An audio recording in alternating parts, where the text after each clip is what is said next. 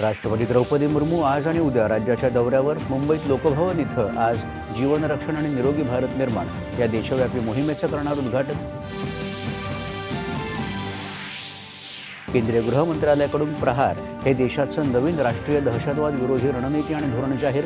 दहशतवादावर मात करण्यासाठी व्यापक चौकट. वित्तमंत्री निर्मला सीतारामन यांच्या हस्ते राष्ट्रीय मालमत्ता मुद्रीकरण पाईपलाईन 2.0चं अनावरण.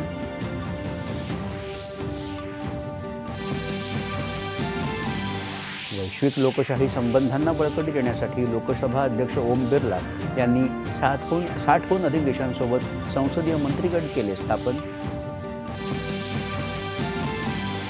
तब्बल 27 वर्षांनंतर केंद्रीय निवडणूक आयोग आणि राज्य निवडणूक आयुक्तांच्या राष्ट्रीय गोलमेज परिषदेचं आज नवी दिल्लीत आयोजन.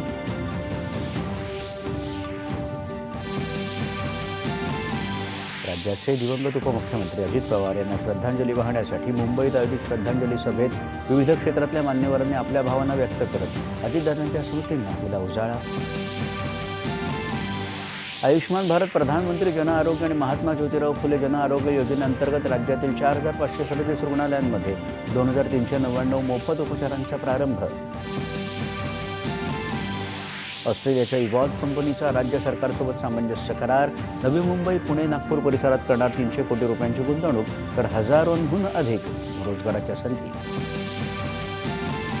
मुख्यमंत्री बळीराजा शेतपाणंद रस्ते योजनेच्या अंमलबजावणीत महत्त्वपूर्ण सुधारणा. महसूल मंत्री चंद्रशेखर बावनकुळे यांनी जाहीर केली नवीन कार्यपद्धती. आणि झारखंडमधल्या चतरा जिल्ह्यातल्या कसारिया इथं हवाई रुग्णवाहिका कोसळून झालेल्या अपघातात 7 जणांचा मृत्यू.